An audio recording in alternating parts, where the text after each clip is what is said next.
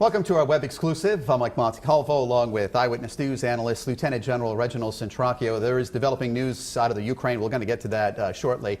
Big weekend, General, obviously locally with the Air National Guard show that's happening this weekend. The official name is the Rhode Island Guard Open House and Air Show. So It's not just the show, but it's an open house to see what the Guard actually does. You know, it's designed for a twofold purpose. One is to demonstrate to the people of the state what its National Guard is all about, because it has a tremendous amount of static displays as the kind of equipment we have in the force structure. The second is the air show, which demonstrates the jet team, and this year it's the Blue Angels again, as well as some other ancillary aerobatic kind of things. But I think the composite is one of the best in New England, if not the best.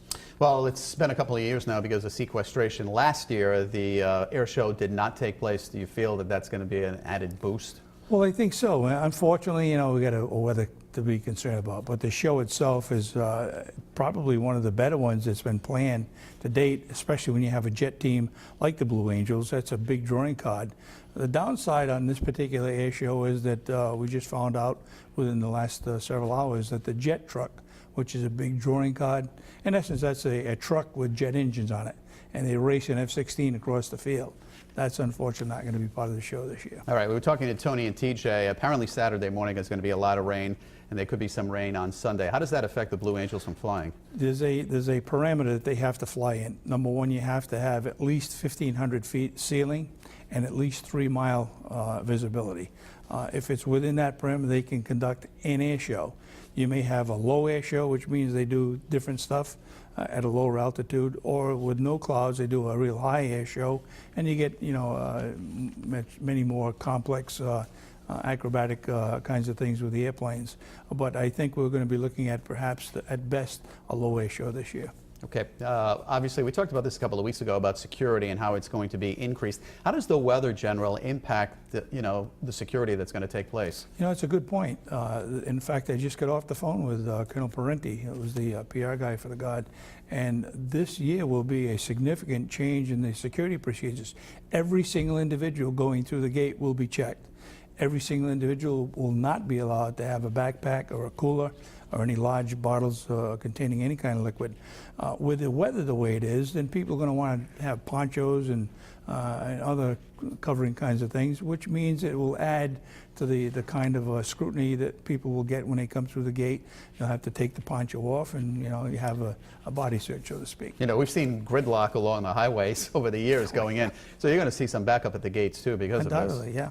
Especially, you know, when you get into the route from Route 95 onto Route 4, and then you get into the support roads through East Greenwich, back into the base, it does get backed up pretty significantly. So my guidance, having several years' experience, is that people should really get there well before the gates open, and that's at 9 o'clock in the morning. You know, General, I get to see firsthand being at the Boston Marathon this year how they had police and military presence. The Guard was there too on every street corner just to make sure things were going well. They're taking a look at that too when they're planning this security plan too, right? No doubt. It's nothing new for the Rhode Island National Guard to supplement local police as well as state police. We've seen that through the years, but this year I think you'll see more presence of military supporting local authorities as well as state police because of the added security procedures, and certainly to prevent any kind of backup on highway systems. All right, we're going to switch topics quickly. There's a growing crisis in Ukraine. Eastern Ukraine votes to decentralize. Where does this put the United States and the United Nations? It puts us in a very precarious situation, and I've heard other analysts talk about what does it do. It puts us closer to we've ever been since the Cold War ended to going back into a Cold War. The sanctions that we talked about over the last several weeks, you and I, and you've heard me say, sanctions do not work. In fact, what's happening right now is those sanctions are in fact backfiring on us. And what Russia is doing is they're saying, as of the year 2020, the United States will not have access to the space station, and Germany is more concerned about the sanctions hitting them first. All right, General Centracchio, as always, thank you for your thoughts, and thanks for watching.